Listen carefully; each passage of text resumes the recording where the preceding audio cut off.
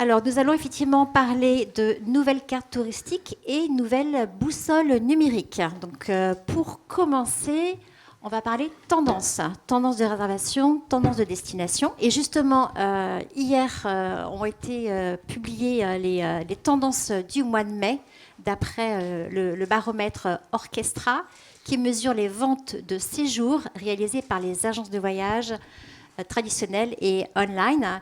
Et ce qu'on apprend, c'est que les ventes sont en léger recul de 1,7% au mois de mai 2025 par rapport à mai 2024. Donc c'est une petite baisse en volume d'affaires. Néanmoins, c'est quand même une baisse notable, puisque l'année dernière déjà, les ventes étaient en recul de 6%, donc en mai 2024 versus mai 2023. Et si on regarde plus globalement sur l'été à venir, eh bien, en nombre de dossiers cette fois, pour les départs entre le 5 juillet et le 31 août, on parle d'un recul de 3%. Donc l'été n'est pas fait. On sent qu'il y a beaucoup d'attentisme et on a justement des directeurs généraux pour nous en parler. Christophe, quand on préparait cette table ronde, vous me disiez il y a une vraie envie de partir. Il y a beaucoup de devis, mais finalement, il y a peu de concrétisation. Enfin, on sent qu'il y a de l'attentisme. Alors oui, bonjour à tous déjà. Effectivement, oui. Alors si on reprend un peu ce qui s'est passé cette année, déjà il faut revenir un peu en arrière sur l'hiver déjà. Donc au niveau de TU France, l'hiver était plutôt très très bon et je pense que pour avoir discuté avec pas mal de collègues, c'était un peu la même chose. Donc une tendance très positive sur l'hiver. Et puis l'été, je dirais, a plutôt bien démarré également dans le sillage de cet hiver plutôt très porteur en matière de vente, avec notamment en tout cas chez nous, un early booking qui était plutôt performant. Et puis, comme tu l'as dit, Linda, est arrivé plutôt le mois de mars avec un ralentissement en fait aux alentours de la mi-mars des ventes. Ce ralentissement, je dirais, s'est propagé jusque sur la mi-mai à peu près là. Et là, depuis maintenant 15 jours. 3 semaines environ, on est avec un redémarrage, mais sur des ventes de dernière minute, et essentiellement des ventes de dernière minute sur le mois en cours. Donc comme tu l'as dit, en fait, l'été n'est pas joué, loin de là, pas encore en tout cas. Alors ça peut être rassurant comme ça peut être inquiétant aussi, parce qu'on est quand même déjà au niveau, on est au mois de juin maintenant, donc il serait temps que l'été puisse réellement se commercialiser, mais en tout cas, c'est une direction qui commence à devenir un peu positive, et on remarque de nouvelles tendances d'achat, même si aujourd'hui, lorsque l'on regarde ces tendances d'achat, on se rend compte que les clients sont certes dans les agences de voyage, mais sont aussi à la recherche de petits prix.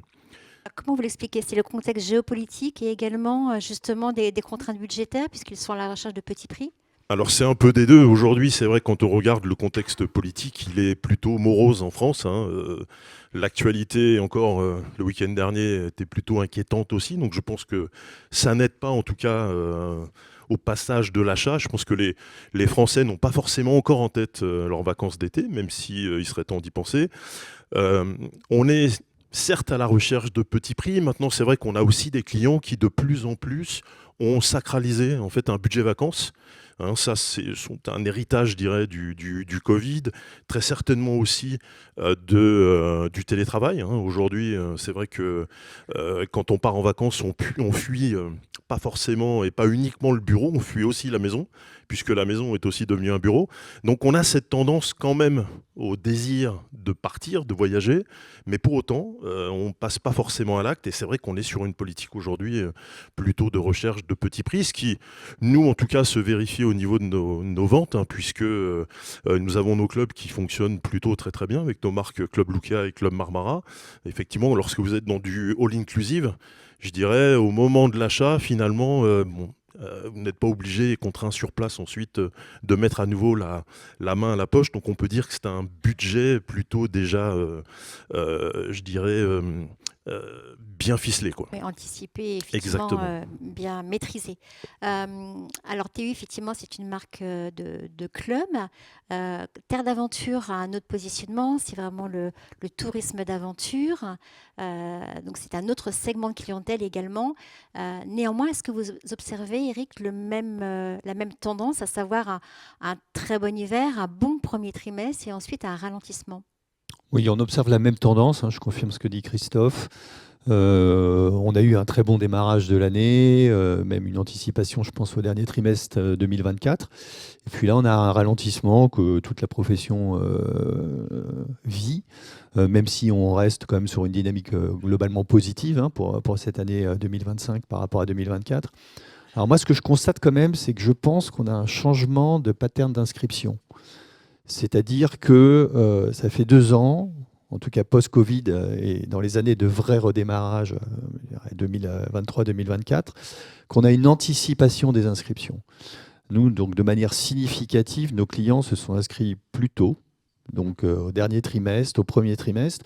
Et est-ce que ce ralentissement n'est pas simplement lié au fait qu'on change de pattern d'inscription et que finalement nos inscriptions on les fait plus en amont, parce que je pense que globalement, les gens se sont aperçus que les prix augmentaient, que les billets d'avion sont extrêmement chers en dernière minute, et qu'il y a cet effet, je pense, d'anticipation, parce qu'il est vrai aussi que le voyage à tout prix qu'on a vécu post-Covid n'est plus d'actualité, que les budgets se resserrent, que c'est particulièrement vrai pour les familles, notamment.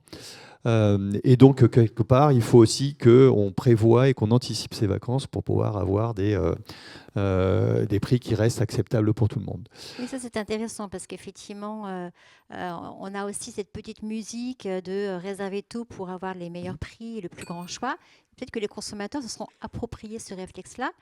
Alors, l'année dernière, en fait, on avait constaté aussi un bon premier trimestre 2024 et ensuite un ralentissement qu'on avait mis sur le dos des JO, mais peut-être que tout simplement les comportements sont en train d'évoluer. Voilà, alors chaque année, effectivement, on a un contexte particulier. L'année dernière, c'était les JO. Cette année, c'est l'arrivée de Trump au pouvoir et la guerre en Ukraine. Donc, il y a toujours des éléments exogènes qui nous empêchent de savoir exactement si nos interprétations sont les bonnes. Et je pense qu'une tendance, elle va se révéler sur quelques années, pas sur 2 exemples, surtout après une période Covid qui a été très mouvementée. Mais néanmoins, je pense que cette petite musique, elle existe. Et ce n'est pas qu'une petite musique, c'est une réalité. Quelque part, hein, il y a une vraie réalité. Alors, ça n'empêche pas que, et je l'espère, nous aurons des inscriptions de dernière minute.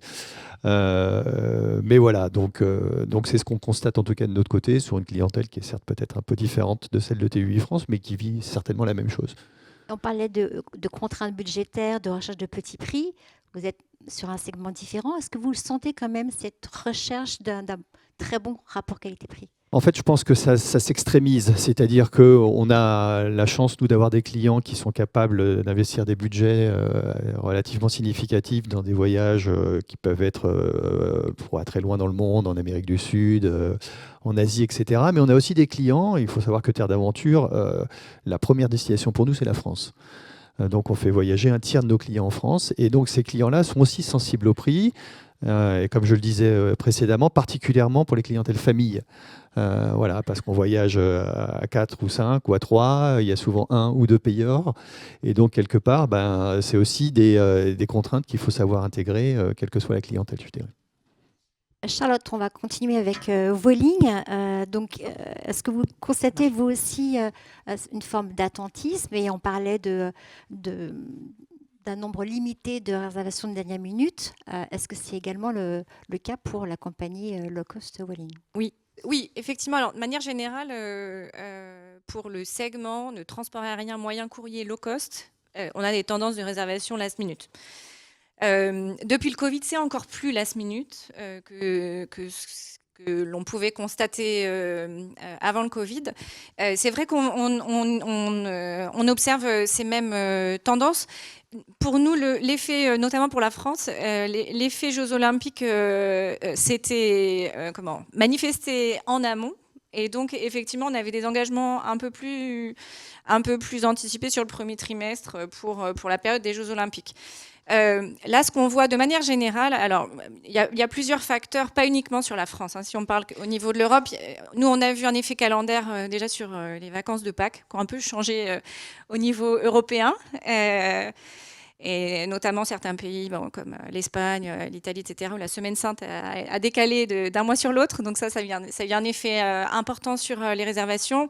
En France, il y a un décalage au niveau des jours fériés. L'Ascension était collée avec le 8 mai. Bon, ça peut paraître un peu anodin, mais en fait, ça a un impact assez important aussi dans la décision d'achat de vacances d'été, puisque, et notamment pour du low cost, nous, ce qu'on constate, c'est que les gens commencent à réserver pour l'été quand ils ont fini les vacances de Pâques, les ponts, et qui se disent, allez, prochaine étape, c'est les vacances d'été. Donc, il y a un petit effet calendaire. Il n'y a pas vraiment d'inquiétude, hein, je rejoins tout ce qui est dit, il n'y a pas d'inquiétude parce qu'il y a une volonté de voyager, mais il y a effectivement une petite attente dans la décision finale.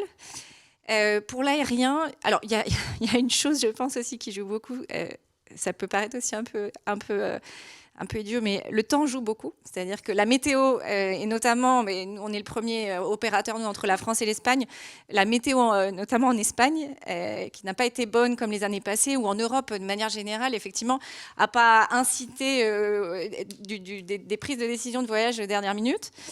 Et enfin, un dernier critère, je pense que c'est un petit peu tôt pour le savoir, et encore une fois, peut-être le réseau européen est un tout petit peu moins touché. Mais mine de rien, les taxes additionnelles qui ont été mises sur le transport aérien à partir de février peuvent jouer également pour les clients qui font des décisions d'achat aussi, bien entendu basées sur le budget. On n'a pas assez d'infos, on n'a pas assez d'historique encore, mais c'est vrai que je disais qu'il y a certaines compagnies aériennes qui commencent à identifier un ralentissement qui serait lié. Et quand on regarde des aéroports comme Amsterdam, qui ont énormément augmenté leurs taxes aéroportuaires et dont on voit là de manière plus significative une déviation de l'achat. Bon, la fin de l'année nous le dira, mais voilà, c'est probablement aussi un critère qui peut s'ajouter. Donc Charlotte, la fenêtre de réservation chez Vueling sur le marché français, c'est combien? C'est combien de semaines avant le départ? Ça dépend vraiment des destinations. Les destinations qui sont plus longues sur l'été, je vous dis, ça s'enclenche. Je veux dire, on remplit je peux pas partager les chiffres en détail, mais une capacité importante le même mois. D'accord. Donc au mois le mois, et même sur l'été, hein, même sur juillet-août, au mois le mois, on a une part importante des réservations qui sont faites. Et juste rapidement, on voit qu'en Espagne, Barcelone, dans les Canaries, dans les Baléares, il y a quand même des protestations contre les excès du tourisme. Est-ce que vous commencez à le voir également dans les tendances de réservation? Est-ce que finalement des destinations un peu alternatives émergent aux dépens de ces blockbusters? Véritablement, on ne le voit pas, et l'ensemble de ces communautés travaillent à adapter aussi le tourisme dans ces villes. Donc on est plutôt, enfin en tout cas, c'est vrai que c'est très visible, notamment dans la presse, et on a l'impression que quand on va à Barcelone, on va se retrouver au milieu d'une manifestation antitouriste. Non, c'est pas du tout ça, et la demande reste forte, même dans ces destinations. Mais que ce soit les Canaries ou les îles Baléares, il y a des programmes pour adapter le voyage, des typologies de voyage un peu différents, moins de masse, qui fait que ça reste des destinations très attractives. Merci beaucoup. On va maintenant passer du côté des États-Unis. Alors, toujours selon le baromètre Orchestra, les chiffres montrent que les ventes de séjours aux États-Unis, enfin, les ventes de séjours des Français pour aller aux États-Unis sont en recul de 31% au mois de mai 2025 versus mai 2024. Donc, on est sur la même tendance que le mois d'avril. Toutefois, il y avait quand même une avance au premier trimestre. Donc, si on regarde cette fois sur la période de départ, donc pendant l'été, aujourd'hui, la baisse est de seulement, entre guillemets, 10%. Donc, ça, c'est la tendance globale pour les vacances des Français cet été. Mais ça, c'est une partie, finalement, du marché. Vous, William, vous avez une vue d'ensemble, donc incluant les gens qui achètent des vols secs en direct. Donc, vous avez une vue sur la demande française en général. Quels sont les chiffres que vous pouvez partager ? Bonjour à tous. Donc, spoiler, nous sommes en baisse. Voilà, je pense que ça, tout le monde l'aura compris. Toutefois, effectivement, on peut mettre les choses en perspective. Quand on regarde un petit peu les chiffres, effectivement, du 1er janvier jusqu'au 30 avril, on est à peu près à 8% de baisse par rapport à l'année précédente. Je parle bien au niveau des arrivées, des visiteurs français aux États-Unis. Et si on compare par exemple à une année comme 2023, on est à plus 8%.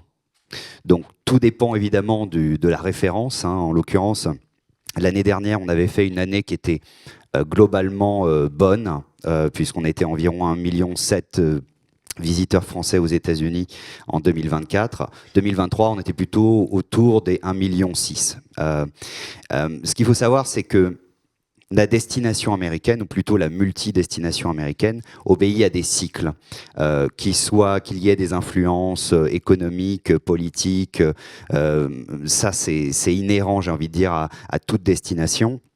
Mais notre destination, en fait, par sa capacité aérienne qui est extrêmement forte, par sa proposition de valeur, puisque en fait vous allez aux États-Unis, vous pouvez aller à New York, comme en Californie, comme en Louisiane, n'aurez pas la même expérience, rend quand même cette destination relativement résiliente. Et d'ailleurs, ça se traduit régulièrement à travers les tours opérateurs, les agences de voyage en ligne.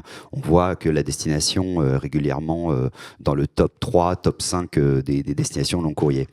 Ce qui est étonnant, effectivement, avec ce chiffre Orchestra, c'est de voir la disparité entre la réalité, et on est sur des valeurs américaines, donc on va espérer pour le positif et on va être optimiste sur le reste de l'année, c'est de voir effectivement cette disparité. Ce qu'il faut savoir, c'est que les États-Unis, c'est aussi une destination qui se book directement. C'est quelque chose aussi qu'on enregistre depuis quelques années. Bon, là on a Airbnb avec nous, voilà, on n'a pas d'aérien long courrier, mais on sait que les chiffres qui sont plutôt partagés, notamment par une très grande compagnie aérienne qui opère sur les États-Unis, sont très cohérentes avec ce moins 8, moins 10%. En l'occurrence. Encore une fois, sur l'été, même au niveau d'Orchestra, on est sur moins 10%. Donc c'est assez cohérent. Donc finalement, en résumé, on ne peut pas parler d'un effondrement de la demande, mais d'une baisse quand même, sans doute liée à quelques déclarations d'un certain Donald Trump, et également à la cherté de la destination. C'est un frein également. On parlait tout à l'heure de contraintes budgétaires. Je pense que les États-Unis restent une destination très attractive, mais il y a le prix de l'aérien, le prix également de la vie sur place, même si aujourd'hui, le taux de change est quand même plutôt favorable aux Français. Alors, comment réenchanter finalement la destination compte tenu de ce contexte-là ? Ben, justement, vous parlez de la cherté de la destination, on le sait, un séjour à New York va coûter extrêmement cher. Le rêve américain est cher. Mais justement, à Brain USA, on essaie justement de montrer toute la proposition de valeur de la multidestination américaine. On sent qu'il y a des tendances émergentes, alors des tendances plutôt géographiques, des destinations comme Chicago, comme la Louisiane, ou des destinations un peu hors des sentiers battus qui sortent du lot et qui intéressent de plus en plus les Français, la région de Washington, la région de Boston, et qui donc contribuent effectivement à faire baisser le prix sur place, puisque vous êtes sur des destinations qui sont moins fréquentées de facto. Et puis, il y a aussi un autre élément, et qui est là, qui est conjoncturel, c'est le fait qu'il y ait une disponibilité. Comme certains marchés, effectivement, ont tendance à ne pas se rendre à destination, on a une disponibilité hôtelière, on a une disponibilité aérienne, et là, on sent qu'il y a probablement une opportunité pour se rendre sur place à moindre frais, même si évidemment tout voyage aux États-Unis sera très cher. Et puis en termes de proposition de valeur, on a de très grands événements sportifs. Le sport est de plus en plus un élément quintessence d'un voyage aux États-Unis. On est vraiment dans une immersion de la pop culture américaine, et on sent que les Français apprécient cette partie-là. Alors rien que cet été, voilà, le PSG jouera aux États-Unis. Allez Paris, n'est-ce pas ? En l'occurrence, pendant la coupe, des clubs de la FIFA. Et l'année prochaine, c'est la Coupe du Monde de football de la FIFA qui aura lieu pour ces parties, pour les phases finales aux États-Unis. Et comme la France sera championne du monde, nous savons que nous irons donc aux États-Unis à ce moment-là. Et ce, en plus du centenaire de la Route 66 et des 250 ans des États-Unis. De beaux événements pour faire oublier un peu le reste. Exactement. Le rêve américain reste intact, lui. Très bien, et donc on espère qu'il y aura des réservations de dernière minute pour les États-Unis. On va poursuivre avec la France, parce que c'est quand même la première destination des Français l'été, à 70% en général, et à 70% pour Airbnb. Donc on voit d'ailleurs qu'Airbnb rejoint les tendances du marché dans son ensemble, donc c'est intéressant. Et ce que vous dites, Clément, notamment, c'est qu'il y a de plus en plus de réservations dans les territoires ruraux. Oui, c'est une constante, une tendance forte en tout cas que nous observons. Premièrement, oui, le voyage domestique.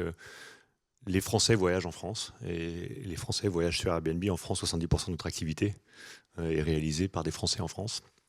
Et deuxièmement, Airbnb ayant d'ailleurs, comme il y a 29 000 communes qui ont au moins un Airbnb sur 36 000, du coup, cette offre-là fait que les gens vont en vacances en France pour explorer la diversité des différents territoires, donc partout en France. Ça, c'est une constante qu'on voit depuis quelques années, qui continue à se renforcer cette année. Je vois par exemple une dynamique de réservation pour cet été, très fortement en montagne, Savoie, Haute-Savoie, très fortement aussi en termes de taux de croissance dans la Sarthe, par exemple aussi. Voilà, c'est juste des choses que je trouve intéressantes. D'ailleurs, on va continuer. Peut-être que vous avez vu qu'on a annoncé un partenariat dont je suis très fier avec le Tour de France il y a quelques jours. Pourquoi ? Parce que notre conviction, c'est qu'il y a deux acteurs en France qui sont vraiment le reflet de la diversité de l'ensemble des territoires français, des villages ou des territoires les plus ruraux. Jusqu'à Paris, c'est le Tour de France et Airbnb. Donc c'est pour ça que cette association nous semble naturelle et permettra, j'espère, au plus grand nombre de vivre la France, la grande boucle et territoires de façon hyper inédite. Sur cet été, sur cette année, je confirme vraiment tout ce qui a été dit. La première chose, hiver très dynamique, et je m'en réjouis. Je pense que les stations de montagne s'en sont réjouies aussi. Un printemps dynamique, un premier trimestre dynamique, avec nous, on l'a vécu comme un assez fort effet calendaire. Ce décalage-là, où en fait, fin mars, avril a été plus bas que ce qu'on projetait, mais par contre, depuis le 8 mai, très dynamique. Donc l'un dans l'autre, ça se compense. Un effet, en effet, de polarisation des réservations, on le voit bien. Il y a de la prise de réservation en amont pour l'été, mais il y a aussi beaucoup de last minute en fonction de la météo, en fonction des disponibilités de transport, etc. Voilà. Et en ce qui concerne cet été, ce que je remarque, c'est là aussi, évidemment, le dynamisme des territoires littoraux, pas de surprise, mais les territoires ruraux, la montagne, très fortement. Et je pense qu'il faut mettre Paris à part aussi de ce dynamisme. Évidemment, l'année dernière était très étonnante. Le mois d'août était très fort, par exemple. Les autres mois autour étaient un petit peu plus légers. En réservation, en tout cas sur Airbnb, mais le mois d'août et le mois de juillet, les Jeux Olympiques ont été un succès absolument fondamental. 700 000 voyageurs sur Airbnb pendant les JO, donc c'est quand même à Paris, donc c'est quand même assez significatif. Ce qu'on remarque cette année, c'est qu'en fait, grâce à la carte postale qu'on a tous envoyée, je crois, au monde, la destination Paris par les étrangers est en très fort dynamisme.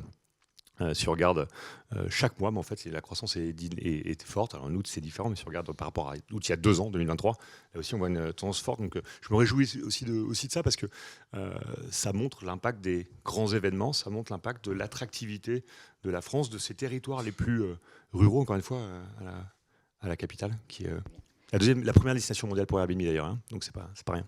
Clément, vous disiez que Airbnb est présent dans ces communes 29 000 communes sur 36 000. 29 000 sur 36 000.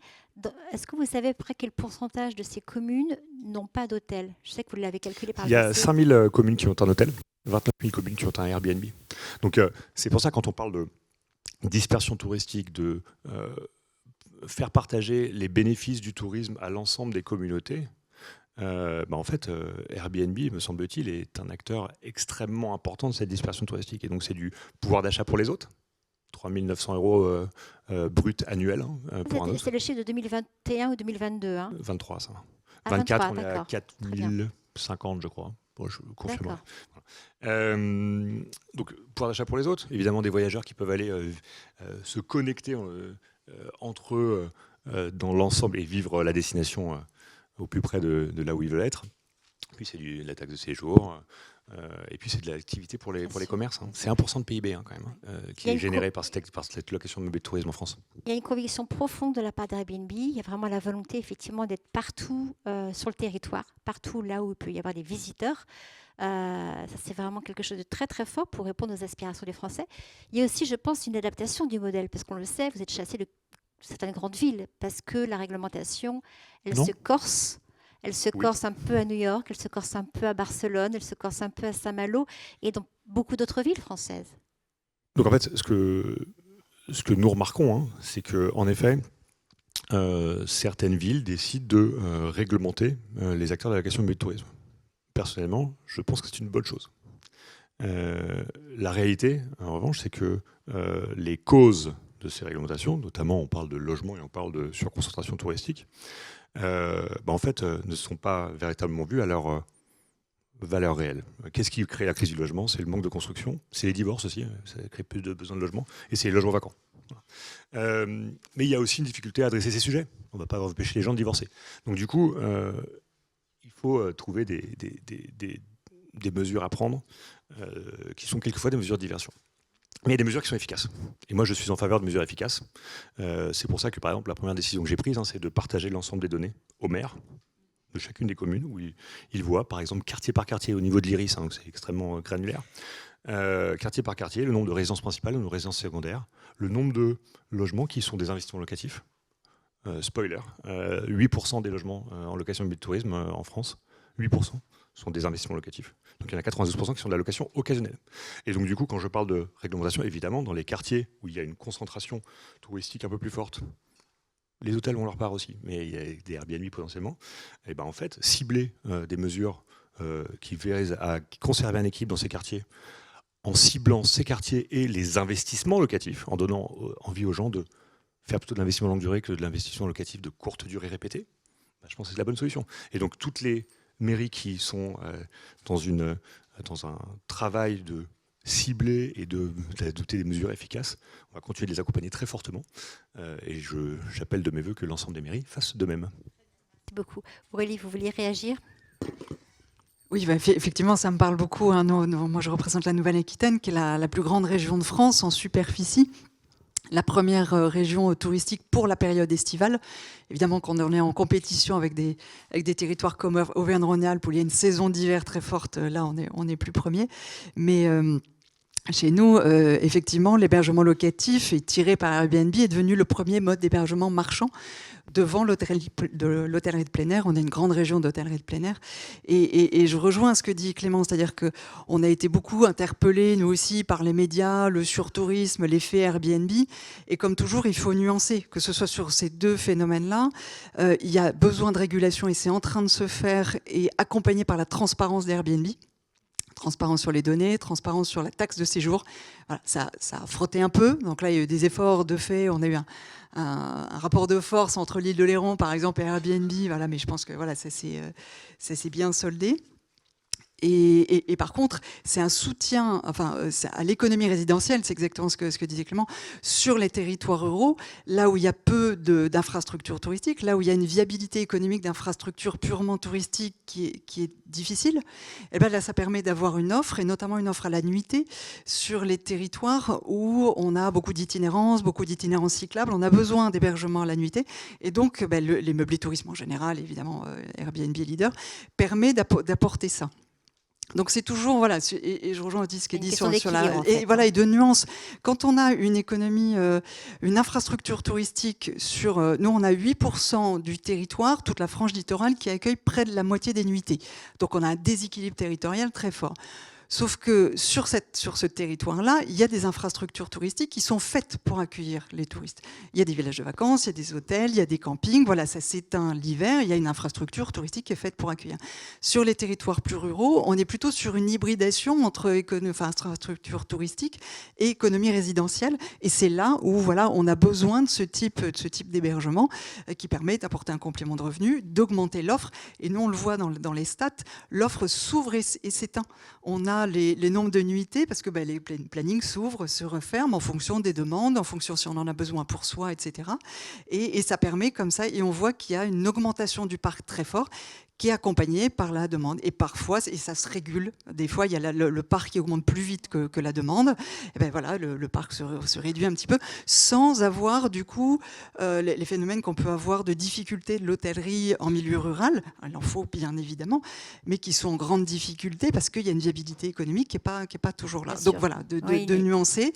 Il faut réguler, il faut continuer dans cette voie de la transparence, de la taxe de séjour, nous aider sur les questions de développement durable, sur les questions d'évolution de la taxe de séjour, voilà, parce que vous êtes devenu un acteur majeur et voilà, on a besoin de vous aussi pour nous appuyer sur ces combats-là. C'est ça qu'il n'y aurait pas de sens d'avoir des hôtels dans 29 000 communes en France, puisqu'il y a beaucoup de saisonnalité. Ça, c'est un premier point. Et pour appuyer ce que vous dites, il y a une étude annuelle d'Atout France, OpinionWay, qui dit que le premier mode d'hébergement choisi par les Français en France, c'est la location Airbnb, location Gîte de France. Le deuxième mode d'hébergement, c'est chez les amis ou dans la famille. Et donc, le camping arrive bien après, l'hôtellerie aussi. Donc, il y a une réalité, effectivement, au niveau de la demande des voyageurs. On va continuer avec les tendances. Est-ce que vous avez de premières tendances sur les ponts et sur l'été, très rapidement ? Tout à fait. Sur les ponts, alors on a eu deux très bons week-ends de Pâques et du 1er mai. Plus en recul sur le 8 mai. Alors là, on a eu un phénomène météo. Globalement, sur une baisse du mois de mai, mais qui devrait être retiré vers le haut par le week-end de l'Ascension là qu'on vient de vivre et qui a été très bon. Donc on s'attend à moins 6% des nuitées françaises, sachant que dans notre territoire, on a 9 touristes sur 10 qui sont français sur cette période-là. Moins 6% sur quelle période ? Sur mai, sur le mois de mai. C'est pas complètement consolidé parce que là, on est tout début juin, mais c'est ce qui se profile. Avec les vacances de printemps, elles qui ont été à peu près stables avec celles de 2023. Mais je rejoins ce que disait William aussi tout à l'heure, il faut regarder sur des séquences longues. Il ne faut pas oublier qu'on sort de 2 années qui étaient très très fortes, exceptionnelles, 2022-2023. En 2024, on a parlé de la fin de la bulle Covid avec une stabilisation. On était légèrement en baisse par rapport à en 2024 par rapport à 2023. Et là, on se dirige quand même, on est sur une baisse de 2% depuis le début de l'année. Donc, ouais, c'est pas un peu comme vous tous, hein, c'est pas catastrophique. On est sur quelque chose qui se stabilise. Par contre, on voit plusieurs phénomènes. Une hyperfragmentation. C'est-à-dire qu'on est à moins 2%, par contre on est en hausse sur les nuitées des vendredis, samedis, le week-end, et en baisse sur la semaine. Et ça se confirme par cette fragmentation. On avait le phénomène des vacances scolaires et l'été. Et maintenant, l'été est plus contraint. La première semaine de juillet devient presque de la moyenne saison, alors qu'on a des ponts. Là, il y avait des embouteillages dimanche soir pour rentrer qui étaient comme un 15 août, voire pire. Donc on a cette espèce de fragmentation où on bénéficie du phénomène calendaire, de la météo, de la dernière minute. On part et par contre on planifie moins et on est beaucoup sur la réservation de dernière minute, météo sensible. Alors là je parle beaucoup des Français, évidemment les étrangers, même phénomène à l'inverse que pour vous, hein, anticipent beaucoup plus, mais là on est sur une fréquentation qui est beaucoup plus concentrée sur l'été. Donc fragmentation, des intentions de départ, je confirme ce que vous avez dit, qui sont très hautes, un taux d'enthousiasme beaucoup plus haut que d'habitude, on a besoin de vacances. Et en même temps, il y a des préoccupations qui sont nouvelles, risques sécuritaires très fortes. On a dans les intentions de départ augmenté de 13 points par rapport à l'année dernière sur les risques d'attentats, les risques d'attaques personnelles, les risques d'insécurité dans le pays. Alors là, évidemment, on n'est pas sur des destinations françaises quand on parle de ça, mais sur globalement les intentions de séjour. Ce qui fait que pour nous, la France, je pense que ça peut être des opportunités aussi de voir. On est toujours les premières destinations, enfin la France, première destination fréquentation des Français. Nous, c'est les néo-aquitains sont notre première clientèle. Il y a plus d'un tiers de la fréquentation française qui est fait par les gens de leur propre région. Donc voilà, et diminution de la durée des séjours, parce que, vous l'avez tous dit, baisse du budget consacré aux vacances, et une fois qu'on a fait les 2 postes de dépenses de transport et d'hébergement, on réduit sur les dépenses annexes beaucoup la restauration et la durée des séjours, ce qui là est inquiétant pour les retombées économiques. Oui, tout à fait. Alors, on va maintenant basculer sur la deuxième partie de cette table ronde. Là, on a évoqué les tendances de réservation et les tendances de destination. Maintenant, on va davantage parler de tendances technologiques, de numérique, d'IA, d'UX. Et on va poursuivre justement avec Aurélie, puisque belle transition, vous le disiez, il y a des préoccupations par rapport au budget.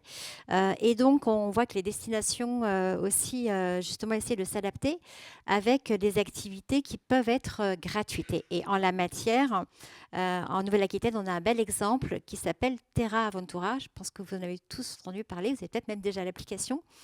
Donc, c'est un produit qui remporte un beau succès. Est-ce que vous pouvez nous rappeler un peu la genèse et puis où on en est aujourd'hui ? Alors, peut-être petit sondage, qui connaît Terra Aventura ?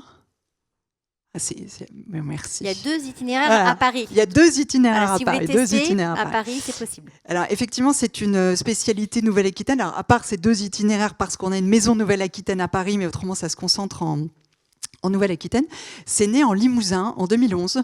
Et en fait, c'est né d'une idée de dire on n'a pas le Limousin avant la fusion des régions, petite région de 3 départements, assez enclavée, avec un énorme patrimoine naturel, mais un capital notoriété relativement faible.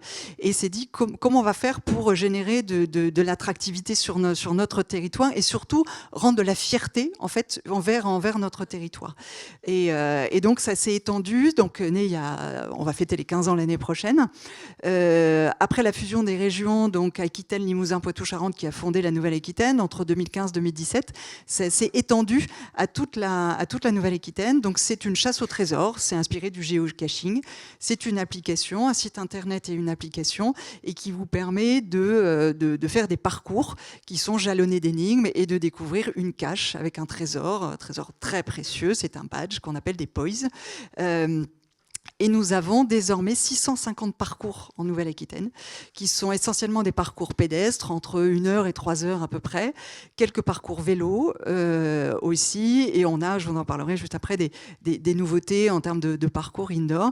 Et donc c'est un formidable succès, parce qu'on est sur des croissances presque à 2 chiffres tous les ans. On a atteint 3 300 000 joueurs en 2024. On est encore en progression, vous voyez, je disais, on est tous en train de se dire qu'on est stable ou légèrement en baisse. Nous, on est en progression sur la fréquentation de Terra Aventura. 3,3 millions et combien de néo-aquitains ? On est sur quasiment 100% de néo-aquitains. Ah, d'accord. J'ai plus les chiffres exacts. De notoriété en dehors de la région. Non, parce qu'en fait, c'est fait pour les néo-aquitains. C'est-à-dire que c'est un outil qui est fait pour développer le tourisme intra-régional, le tourisme de proximité. Et on est beaucoup sur, après, les territoires frontaliers. Et après, on informe quand les gens sont en séjour. Mais c'est vrai qu'on ne fait pas de promotion, parce que c'est pas non plus le moteur de séjour pour les joueurs, enfin pour les néo-aquitains, si c'est un moteur de séjour, mais pour ceux qui viennent en dehors des frontières de la Nouvelle-Aquitaine, c'est pas pour ça qu'ils viennent en Nouvelle-Aquitaine. Voilà, il y a une variation. C'est en fait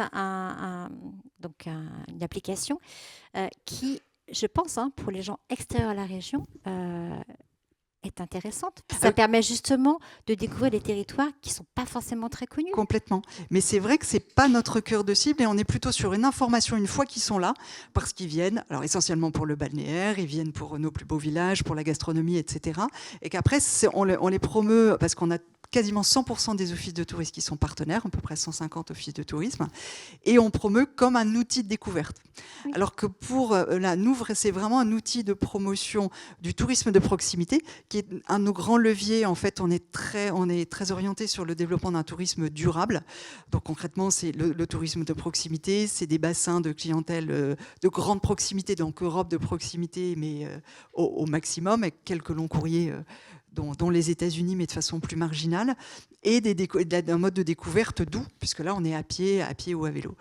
Donc, voilà, 3,3 millions de joueurs, 135 000 équipes actives. Donc, vous avez vu que pour arriver à 3,3 millions de joueurs, ce n'est pas des joueurs uniques, hein, bien sûr, mais ça veut dire qu'il y a un taux de répétition qui est très fort.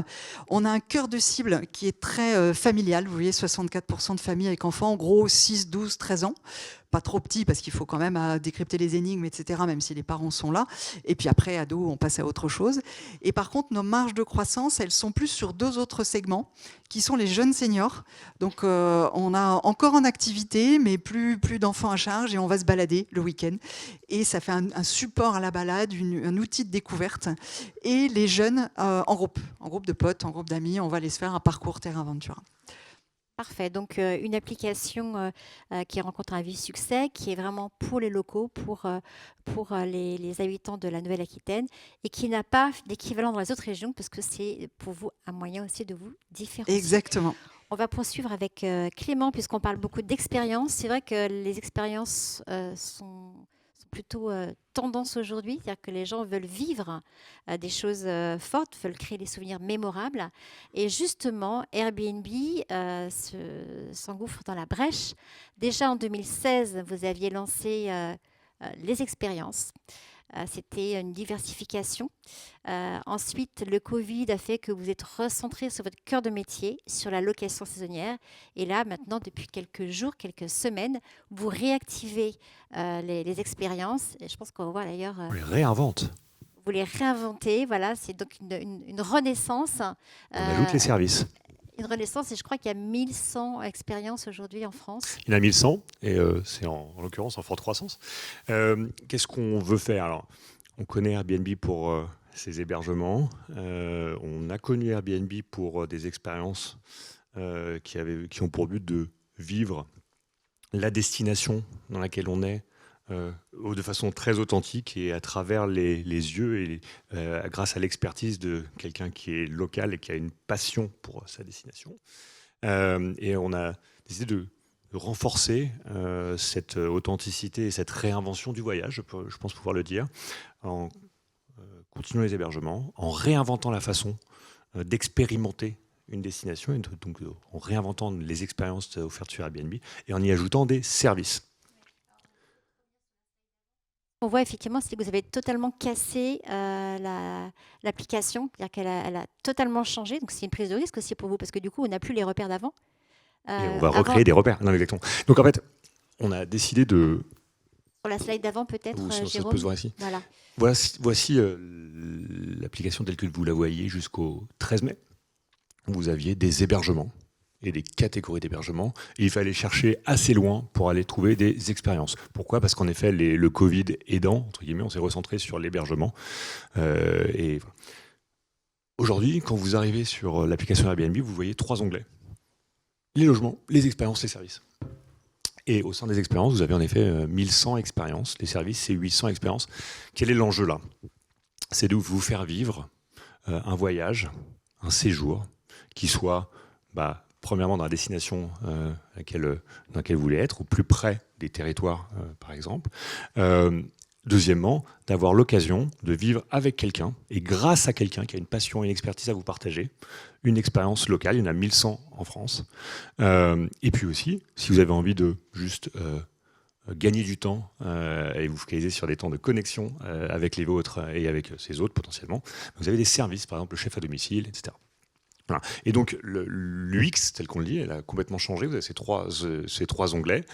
On va vous proposer, quand vous avez choisi un hébergement, par exemple, en Nouvelle-Aquitaine, du 14 juin au 23 juin, on va vous proposer des expériences, des services qui pourraient vous convenir, qui pourraient vous intéresser. Et quand vous allez sur une expérience, donc vous avez plusieurs types d'expériences. Vous avez ce qu'on appelle les originaux. Les originaux, c'est quoi? Ce sont des hôtes qui ont une expertise absolument exceptionnelle.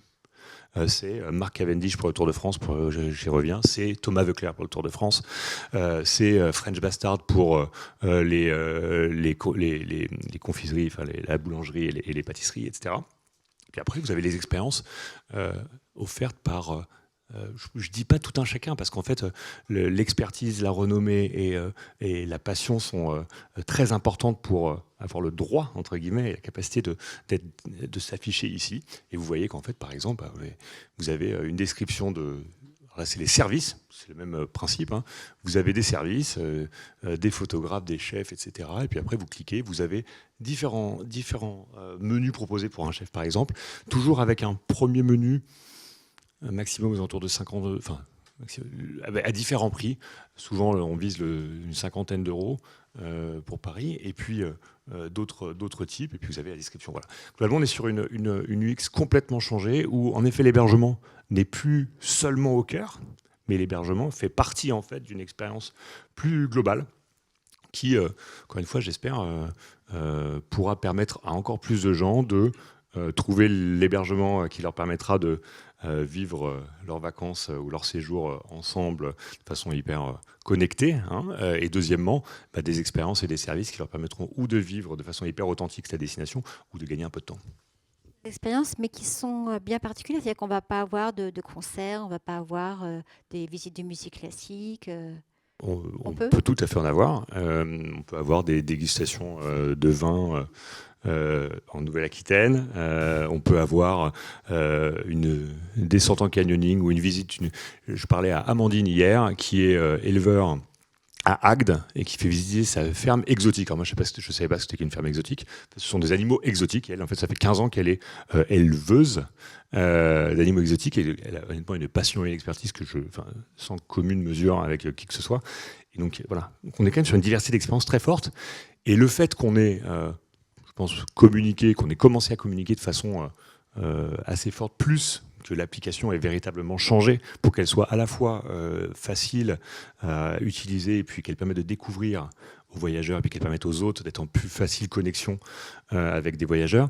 En fait, on le voit dans les chiffres, on a un grand espoir aussi sur le fait que c'est que le début en fait. Hein, c'est-à-dire que c'est 1100 expériences. Vous communiquez en plus massivement sur le sujet. Hein, vous avez vu en campagne télé. Donc on sent qu'il y a un gros enjeu de volume à travers cette diversification. Il y a un enjeu de qualité aussi. Hein, c'est que le sujet, si on parle des expériences particulièrement, mais c'est aussi des services, nous ne sommes pas les seuls à offrir des expériences.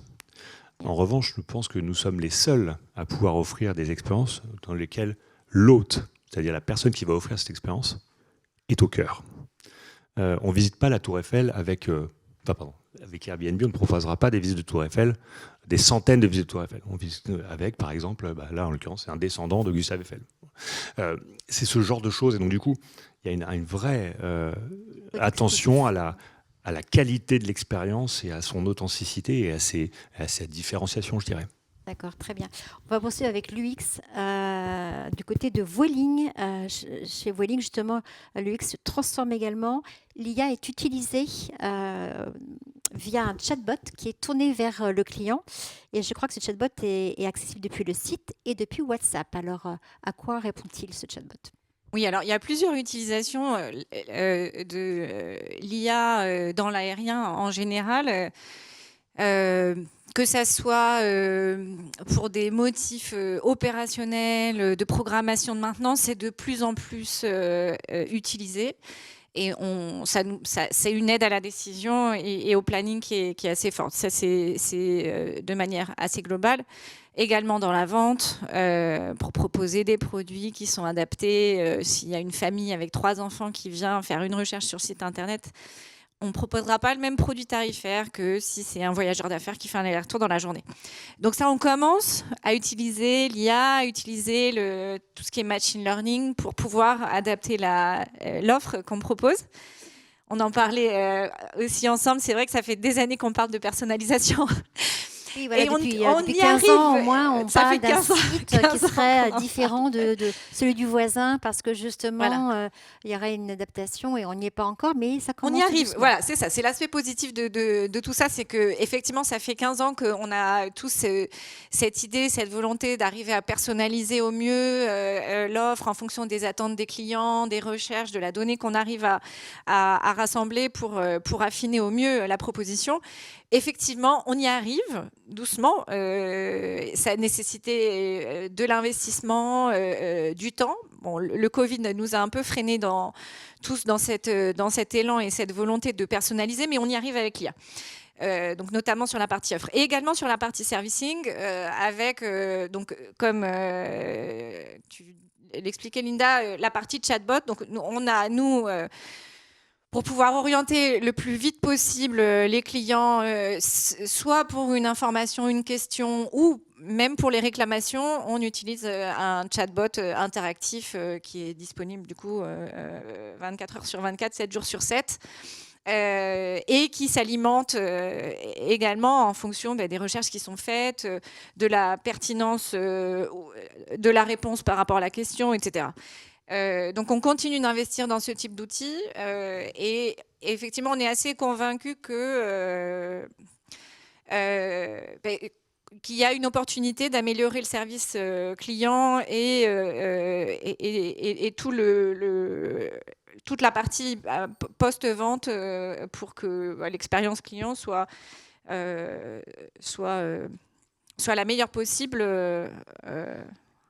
voilà, avec Vueling. Et quelles sont les principales demandes justement qu'expriment les clients à travers le chatbot? C'est quoi les questions les plus fréquentes? Alors, beaucoup de questions sur les bagages. Est-ce que je peux transporter tel type de bagage à bord? On ne sait jamais. Hein. D'une compagnie aérienne, ça change beaucoup. Les dimensions, ce qui est autorisé, pas autorisé, inclus dans le tarif, pas inclus dans le tarif. Donc certaines questions sur... Mais du coup, là, ce n'est pas l'IA générative, c'est l'IA classique. Oui, c'est de l'IA classique. Mais effectivement, ça va en fonction des questions qui vont être posées, des réponses qui vont être apportées, ça va aussi s'auto-alimenter. Ce type de questions. Et ensuite, toute la partie, gestion des demandes, des réclamations, etc. Tout ça, maintenant, est totalement automatisé et quasi automatique. Hein. On rentre le numéro de réservation, on sélectionne le motif et hop, la réclamation est faite automatiquement et traitée dans les 48 à 72 heures. Et si par exemple le vol est annulé, est-ce que le chatbot peut aussi venir un peu à la rescousse?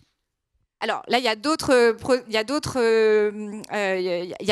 process automatisés qui permettent, dès que le vol est annulé, de recevoir une information et des propositions. Tout est fait de telle sorte que le client soit autonome dans son choix d'alternatives. Alors, effectivement, parfois, il y a quelques frustrations parce que quand on est dans une période de forte activité, de forte demande de voyage, les propositions qui sont faites peuvent être éloignées de quelques jours du vol initial. Donc, effectivement, mais ça, c'est pas lié à l'offre et à l'automatisation du système, mais on fait en sorte, effectivement, que le client soit complètement autonome de A à Z dans sa demande, pour un seul et unique objectif, c'est qu'il gagne du temps. C'est qu'il gagne du temps et qu'il puisse faire son choix avec l'ensemble des possibilités qui se présentent à lui. Effectivement, l'IA aide, enfin en tout cas facilite l'autonomie du voyageur dans son parcours d'achat et après dans son parcours post-achat. Ça, c'est la vision en tout cas de Vueling en tant que compagnie low cost. Mais selon les marques, bien sûr, l'approche n'est pas toujours la même. Chez Terre d'Aventure, c'est un produit un peu particulier, un peu sur mesure. Et je crois que pour vous, l'IA, c'est intéressant, mais plutôt en B2B, plutôt pour les équipes. Alors que pour la relation client, on préfère quand même garder la relation humaine. Oui, tout à fait. Alors, nous, on utilise l'IA dans tout un tas d'applications dites back-office, de la génération de contenu, la gestion documentaire, le contrôle de pièces jointes, la génération de code, la création de mini-applications et tout un tas de petits usages. Mais pour la relation client, moi, ce que j'ai l'habitude de dire, c'est qu'il faut qu'on fasse de l'IA avec de l'IA, c'est-à-dire de l'intelligence artificielle avec de l'intelligence à l'ancienne. À savoir, le produit que l'on propose, les voyages que l'on offre sont des voyages qui sont des voyages avec une forte composante logistique, avec un certain besoin de réassurance, avec le fait de savoir si on va dormir sous la tente, comment est-ce qu'on va pouvoir s'équiper, quel est le type de difficulté de voyage auquel on va pouvoir participer. Et d'un autre côté, on a nous aussi besoin de sentir et de connaître le client pour savoir exactement ce qu'il cherche. Nombre de fois, on reçoit une demande sur le web qui est plutôt pour un voyage d'une semaine à Madère, qui va se convertir en voyage sur mesure en Namibie. Et donc, ça veut dire que en fait, la préqualification et l'intérêt exprimé du client est quelque chose qui est extrêmement important pour nous.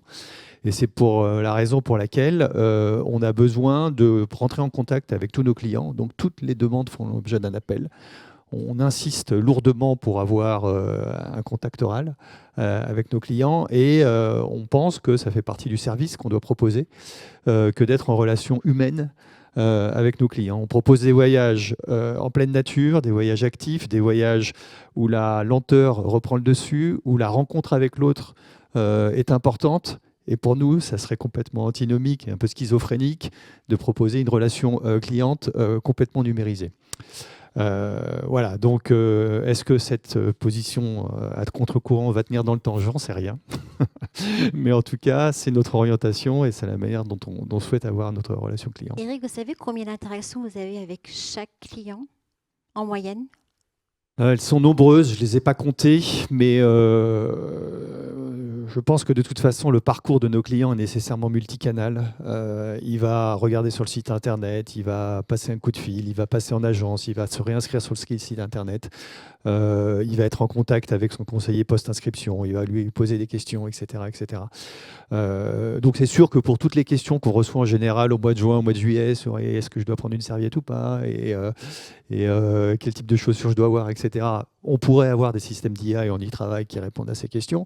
Mais dans toutes ces questions, on en a toujours une qui est un déclencheur pour nous, un indicateur de quelque chose que l'on doit gérer autrement et que à ce jour, en tout cas dans tous les tests qu'on fait, l'IA n'est pas capable d'y répondre. Voilà, donc, et c'est pareil surtout dans la relation client. Une fois sur le voyage, nous on insiste et on souhaite être en relation permanente 24 heures sur 24, 7 jours sur 7, orale avec nos clients. Parce que je pense qu'il n'y a rien de plus angoissant qu'un client qui a une question, qui a un problème à destination et qui parle à une machine. Et il a besoin d'avoir un humain, il a besoin d'avoir le sentiment que quelqu'un s'occupe de lui. Et pas que le sentiment d'ailleurs, il faut aussi s'occuper de lui réellement. Et donc nous, cette relation client, en tout cas humanisée, est extrêmement importante pour nous et en tout cas elle restera. Donc Charlotte disait que finalement l'IA permettait aux clients de gagner du temps. Chez TERDAV, pour l'instant, l'IA permet plutôt de faire gagner du temps aux équipes. Voilà, tout à fait. Le client, je pense qu'il peut gagner du temps en contactant une IA, c'est sûr, mais il peut aussi être extrêmement satisfait, et il l'est chez nous, de pouvoir nous rentrer en contact directement avec nous. Mais voilà, on essaye aussi d'optimiser grâce à l'IA l'ensemble de nos process et l'ensemble de nos tâches répétitives, comme le font, j'imagine, la plupart des sociétés en ce moment, quoi. Oui, puis on entend bien que vous voulez garder cette relation humaine très forte avec vos clients, mais c'est vrai que vous avez des horaires aussi, il peut y avoir le décalage horaire qui joue contre vous. Donc j'imagine que petit à petit, vous allez quand même réfléchir à mettre un peu d'IA dans la relation client. Oui, tout à fait, mais la relation client urgente est toujours possible puisqu'on est disponible 24 heures sur 24, 7 jours sur 7. Donc, ils peuvent nous contacter à tout moment. Il y a au moins entre 2 et 5 personnes qui sont toujours là pour leur répondre. Et ça peut aller jusqu'à moi dans certains cas de figure. Voilà. Ça, c'est vraiment le service TERDAV. On essaye. D'accord, très bien. On va poursuivre avec Brand USA. Alors, on parle de déploiement de l'IA dans les équipes et ça demande justement une acculturation, une évangélisation. Alors Brand USA, on ne l'a pas dit auparavant, mais c'est l'équivalent d'Atout France. Donc vous êtes là pour fédérer aussi toute l'industrie, les offices du tourisme locaux, régionaux. Alors comment justement Brand USA essaye d'accompagner la prise en main de l'IA? Comment ça se traduit? Exactement, Linda. En fait, Brand USA fait partie d'un écosystème parfois assez complexe. En l'occurrence, au niveau local, par exemple, on a le plaisir de travailler avec le Visit USA Committee et de nombreux offices de tourisme représentés. Mais au niveau américain, en tant qu'équivalence d'Atout France, on est vraiment comme une sorte de super coordinateur ou de super chef d'orchestre, en tout cas on essaie, pour faire en sorte que chaque destination joue un peu mieux sa musique. Et l'automne dernier, une nouvelle direction a pris les commandes de Brain USA et a nommé pour la première fois une Chief AI Officer dont le rôle est justement d'évangéliser l'IA, puisque en fait ça passe aussi par ça, hein, c'est littéralement faire en sorte d'utiliser l'IA à bon escient en utilisant peut-être à la base, c'est quoi un chatbot, comment ChatGPT peut fonctionner, comment ChatGPT peut effectivement optimiser des process pour vraiment faire en sorte que les offices de tourisme qui sont en fait des parties prenantes d'une certaine façon de Brain USA puissent eux-mêmes développer par exemple des suggestions d'itinéraires, des chatbots qui vont répondre aux questions des différents touristes et visiteurs venus leur rendre visite. Le but, c'est vraiment de décupler la force justement de cette information et de faire en sorte que les équipes puissent gagner du temps dans leur travail quotidien. Comment ça se traduit-il? Ce sont des webinaires, des manuels, PDF En fait, Brain USA, justement au niveau de l'industrie du tourisme américain, intervient très régulièrement. Donc il y a beaucoup d'événements, de sommets, de webinars notamment dans l'industrie et est vraiment proche du terrain, ou en tout cas cherche constamment à se rapprocher de ce terrain-là et intervient de cette façon, justement en contribuant à ce rôle un peu humain de super office de tourisme. Pour l'instant, donc les moyens sont maintenus parce que vous êtes une structure qui dont le financement provient de l'ESTA d'une part et alors, pour être tout à fait complet, Brain USA, en fait, chaque année, dispose de 50% de son budget provenant de l'ESTA, donc les $21 qui vous servent justement à visiter les États-Unis vont financer en partie le Homeland Security et Brain USA, et les 50 autres % vont provenir des offices de tourisme américains, de tous ceux qui ont justement intérêt à promouvoir le tourisme aux États-Unis dans son ensemble. Donc ça peut être les visites California, le New York Tourism, Travel Texas, etc. Donc il y a un budget qui est sanctuarisé et maintenant une partie du budget sert justement à évangéliser au niveau de l'IA. Exactement. Et nous avons tout un flot de programmes marketing que l'on offre justement à ces offices de tourisme locaux et régionaux, tels que des campagnes marketing avec Air France, peut-être prochainement TUI ou Terre d'Ave, qui sait. Voilà, le but étant toujours de lier les marchés, de lier l'industrie du tourisme américaine avec les marchés internationaux de façon à avoir toujours plus de touristes étrangers aux États-Unis. Très bien. Alors, on l'a dit, l'IA permet aussi aux voyageurs d'être plus autonomes. Ce sera de plus en plus le cas. Je ne sais pas si vous avez testé IA Overviews, mais plus facilement demander sur Google dans certains marchés, notamment l'Espagne, organise-moi un circuit de 7 jours en Andalousie. Vous avez les étapes. Donc, ça prémâche le travail. Donc, on a un consommateur qui est de plus en plus informé, donc qui s'approprie aussi les codes de l'IA. C'est ce que vous dites aussi, Christophe. Et donc, ça vous amène à essayer de gagner un peu, pas un coup d'avance, mais en tout cas d'être au même niveau, au niveau des agences. C'est-à-dire que vous, votre mission chez TUI, c'est aussi d'embarquer les agences intégrées et mandataires dans l'appropriation de l'IA. Oui, tout à fait. C'est vrai que, Eric le disait, hein, il y a cette importance, en tout cas, de conserver de l'humain. Hein, au niveau de l'intégration aussi de l'IA et puis surtout pour l'ensemble de nos clients. L'idée, c'est, comme tu le disais, Linda, c'est que aujourd'hui, de toute façon, le client qui pousse la porte d'une agence a, à un moment ou un autre, eu un contact avec l'IA. Donc, à un moment, il est, je dirais, dans une position un peu dominante parfois par rapport à l'agent de voyage. C'est pour ça qu'au sein de TUI France, en fait, nous avons mis en place notamment l'agent de voyage oui, augmenter, pardon, je cherchais le terme. Et donc ça, c'est un support que l'on donne aussi à nos agents de voyage pour qu'ils puissent être au niveau en fait des clients et pouvoir les assister au mieux. Ça, c'est le premier point.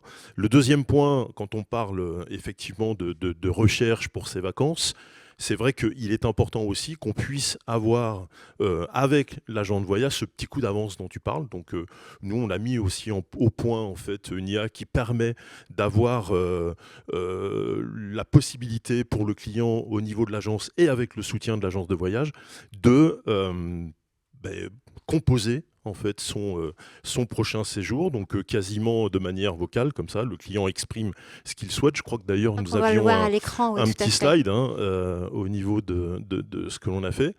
Sur la slide suivante, voilà, exactement. Voilà. Là, on voit le parcours. Donc ça, c'est la recherche d'expérience, justement, où vous pouvez vous exprimer en tant que client sur, voilà, je cherche un séjour, une famille composée de 2 adultes, 2 enfants, je veux partir en bord de mer, je veux pouvoir aller visiter plutôt des lieux culturels, etc., etc. Et là, à un moment, donc l'IA va aider en fait l'agent de voyage à vous trouver le meilleur produit possible dans la meilleure destination, pourra aussi dans le futur s'appuyer sur le passé en fait de ce même client, à savoir s'il a déjà visité certains lieux. Bien entendu, l'IA ne va pas lui reproposer en fait une destination qu'il aura déjà faite, etc., etc. Donc l'idée, c'est en fait avec l'IA d'importer d'être certainement un peu plus intelligent que demain. L'IA reste un outil à un moment, et je rejoins parfaitement ce que disait Eric encore une fois, il faut qu'on conserve cet aspect humain. Aujourd'hui, on le voit, et je pense que vous avez tous fait l'expérience avec ChatGPT, Copilot, ou même l'IA française, le chat.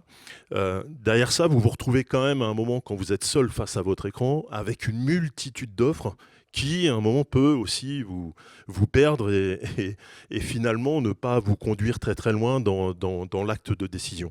Donc l'important, c'est de pouvoir en fait accompagner nos clients demain en les invitant toujours à pousser la porte en fait d'une agence de voyage pour pouvoir être accompagnés dans leur choix et puis par la suite à destination, parce que c'est ça aussi, l'IA, c'est d'être capable d'accompagner à destination nos clients aussi. Donc on parle là un petit peu plus, et c'est ce que nous avons aussi à travers 3 applis. Donc on a une application Lukea, Marmara et Nouvelle Frontière qui nous permettent aussi à destination d'accompagner le client. Donc on parle effectivement de compagnons de voyage dans ce cas-là, pour pouvoir aider le client sur place. Très bien, Christophe. Là, ce qu'on voit à l'écran, c'est l'assistant personnel IA de l'agent de voyage. Donc ça, c'est vraiment l'interface B2B de l'agent de voyage. C'est très convivial. On a même l'impression que c'est une interface B2C. Est-ce que du coup, vous allez dupliquer ça sur le site grand public ? Alors l'idée, c'est dans la continuité, bien entendu, c'est d'essayer de le dupliquer sur le site grand public. Demain, on travaille sur la mise en place notamment d'une application. On parlait d'écosystème. Demain, nous aussi, on va parler d'écosystème TUI avec une app commerciale dans laquelle il y aura une assistance aussi d'intelligence artificielle. Donc c'est vrai, l'idée, c'est finalement de servir au mieux le client pour pouvoir l'accompagner dans ses choix de voyage avec TUI France. Dans l'accompagnement, est-ce que ça pourrait aller jusqu'à la réservation absolument sans aucun contact avec l'agence ? Alors l'idée, à un moment, on parle, pour moi, l'IA reste un outil. D'accord, l'IA reste un outil. C'est vrai qu'aujourd'hui, je pense que pour l'ensemble des entreprises du tourisme, la question ne se pose plus, à savoir si on y va ou on n'y va pas. Il faut y aller, le client y aller, donc quelque part, on a presque pas le choix. Maintenant, encore une fois, c'est un outil qui vous laisse quand même seul parfois face à un écran, qui n'est pas non plus, je dirais, complètement fiable aujourd'hui. Il peut encore persister certaines erreurs dans certaines offres, dans certaines propositions que peut faire l'IA. Donc, il est important d'avoir ce lien avec l'humain. Donc aujourd'hui, encore une fois, le fait de passer au 100% IA sans assistance, moi personnellement, j'y crois pas.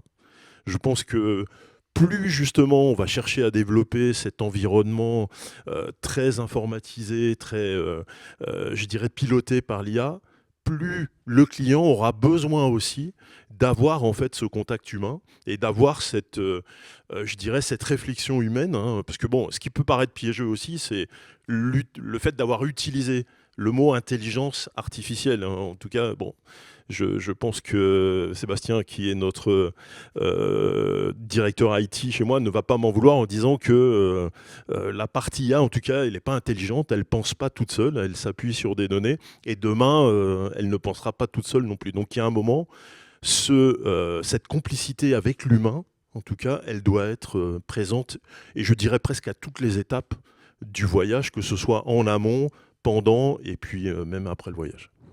Merci. Peut-être une question plus globale. C'est vrai que l'IA aussi rebat les cartes de la recherche, c'est-à-dire qu'on a été biberonné avec Google, avec le SEO classique. Là, finalement, ça va totalement voler en éclats. On voit bien que l'information, maintenant, elle est vraiment sur plein de points de contact différents. Il y a les réseaux sociaux, il y a l'IA, il y a le Google qui est à l'ancienne, finalement. Comment vous préparez à ce Big Bang? Parce que ça va totalement changer la recherche du consommateur. Est-ce que vous travaillez dessus? Moi, j'ai un truc de la Chief AI Officer que j'ai trouvé absolument génial pour faire la différence entre un moteur de recherche et un LLM. S'il vous faut une réponse, Google. Si vous acceptez plusieurs réponses, chatbot, tout simplement. Et à partir de là, vous entrez dans une optique de réflexion avec la machine. Et c'est ce que justement disait Christophe. L'IA est un outil. Et la façon dont on va l'utiliser va déterminer le résultat. Si vous êtes en capacité justement de challenger la machine va vous challenger vous, d'une certaine façon, et va vous offrir la meilleure réponse parce qu'elle sera ultra personnalisée. Et est-ce que vous travaillez sur la recherche justement en langage naturel? Est-ce que c'est quelque chose que vous commencez à travailler, notamment pour le site de TUI? Alors c'est ce qu'on a hein, au travers de la recherche d'expérience notamment, Oui. hein, on est sur du langage naturel. C'est vrai que ça facilite le rapport effectivement avec le client. Hein. Donc oui, effectivement la réponse est oui, c'est vrai, à travers on l'expérience, développe. c'est vrai. Oui. Est-ce que Airbnb commence à le travailler aussi? Donc aujourd'hui, l'IA, c'est surtout utilisé pour deux choses. Premièrement, l'amélioration du support client, notamment sur des tâches répétitives ou sur des informations sur est-ce que ma réservation est annulable, etc. Deuxièmement, aussi, l'IA, en fait, quand on va proposer des expériences, des services, etc., en fait, c'est aussi l'IA, évidemment, est en jeu là, ici. Plus globalement, Airbnb ne va pas construire des LLM. Par contre, l'utilisation de l'IA pour justement favoriser l'interaction client et qu'on puisse réserver en fait plus vite et qu'en fait tout se passe dans le réel. C'est-à-dire en fait ce qui est important, c'est le voyage. Hein. Notre conviction hein, globalement, c'est que on passe tous trop de temps sur les téléphones. L'IA, c'est une chose. Après, il y a aussi les réseaux sociaux, etc. Les gens ont besoin, et c'est pour ça qu'ils ont tant envie de sacraliser le voyage. Hein. Les gens ont besoin de vivre des moments entre eux. D'où la cuisine avec des chambres autour. D'où la connexion, les voyages en zone rurale aussi, potentiellement. Il y a une question de prix, mais il y a aussi une question de vivre c'est quelquefois une reconnexion aussi avec la réalité, avec la nature, etc. Et ça, en fait, c'est extrêmement important. Donc, plus on va faciliter la réservation, et plus on va permettre aux gens de passer du temps ensemble, avec des hôtes aussi, pendant leurs vacances. C'est vraiment ça l'enjeu. La tech comme facilitateur pour ensuite avoir plus de temps dans la reconnexion. Merci beaucoup, c'était vraiment passionnant. On a eu tous les tendances de réservation, tendances tech. Je pense qu'il est maintenant temps de quasiment conclure, mais peut-être qu'il y a des réponses, des questions dans la salle, ou des retours d'expérience à la salle. Donc n'hésitez pas, la parole est à vous. S'il y a des réponses, on prend aussi. Hein. Oui, c'est vrai, c'est une bonne idée ça. Réponse à intelligence humaine en plus. On va faire on peut prendre une question. L'intelligence à l'ancienne. Parce qu'on n'a pas beaucoup de temps, mais s'il y a une question dans la salle, on peut se permettre. Ouais, une question, une réflexion. Moi, si je peux me permettre, le temps qu'on ait une première question, on n'a pas parlé d'IA éthique et d'usage éthique de l'IA. Ouais. On a parlé d'hybridation, d'équilibre humain-intelligence, mais il y a un sujet sur de dire à son client quand on utilise l'IA, même si ça soit, et il y a l'impact environnemental. Donc je pense qu'on a tous une responsabilité où il faut y aller, mais où il faut y aller au bon endroit dans le parcours client et de mettre le moteur de solution en front office, voilà, qui va générer de la requête extrêmement consommatrice d'énergie, d'eau, etc. Juste pour tout. Ça, on a vraiment une responsabilité. Et au moment où, sur ce type de table ronde, on dit faut y aller, etc. Il faut penser aussi à la sobriété. Je pense qu'on ne peut pas ne pas avoir des sujets-là et se dire qu'on doit penser à ça dans les développements qu'on fait et au bon escient dans le parcours client et pas systématiquement pour générer trop de requêtes qui finalement n'apporteront rien. Je sais que c'est aussi un sujet pour Thierry. Oui, mais c'est un équilibre en fait. Vous l'avez dit, à un moment, il faut qu'on arrive à équilibrer les choses. Enfin, l'équilibre, c'est... Je dirais c'est presque la vie, hein, c'est le quotidien. Si on arrive à équilibrer, effectivement, derrière... Oui, bien sûr. Tout à fait. Alors, une question ? Bonjour, Olivier Roche, directeur de FCB.ai. Est-ce que vous pouvez nous partager un KPI depuis que vous avez mis en place une solution d'intelligence artificielle ?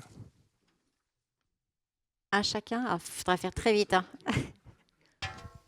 Moi, je peux en partager un. On reconnaît 85% des pièces jointes qui nous arrivent dans les emails sur des profils très précis de pièces jointes et notamment des documents d'identité. Alors, on a besoin de filtrer l'ensemble de ces pièces jointes pour des raisons de sécurité, RGPD, etc. etc. Donc un moteur d'IA qui tourne et qui nous permet de scanner toutes ces pièces jointes et de pouvoir les taguer comme étant des pièces d'identité à 85-90% aujourd'hui. D'autres exemples ? 15%. 15% des interactions qu'on a classifiées comme étant à faible valeur ajoutée sont répondues par automatisme, ce qui permet en fait aux agents de se concentrer sur celles qui ont une plus forte valeur ajoutée ou plus de complexité. Très bien. Et nous, c'est vrai, au niveau de TUI, notamment avec l'agent augmenté, on vient compléter, sécuriser en fait tout ce qui est normes administratives pour tout ce qui est déplacement. Donc là, il y a une réassurance en fait du client via l'utilisation de l'AI avec notre agent de voyage notamment. Merci beaucoup. D'autres exemples ? Pour nous, c'est encore un objectif, mais je dirais environ 50% d'objectifs de production de contenu avec l'assistance de l'IA, pas produit entièrement par l'IA, dans le cadre de notre nouvel écosystème web, où voilà, on va créer des agents IA en leur donnant notre ligne éditoriale, notre charte, la base des contenus, et pour que ça puisse produire. Et le nerf de la guerre, c'est vraiment la data. C'était la question de tout à l'heure sur comment on anticipe tout ça. C'est vraiment de maîtriser les données, d'avoir des données qui vont nourrir les questions des internautes sur les intelligences artificielles qui nous dépassent, qui ne sont pas les nôtres sur nos écosystèmes, en fait. Très bien. Donc, automatisation, sécurisation et productivité. Merci à tous. Beaucoup. Merci Linda pour On peut les l'animation. applaudir. Merci.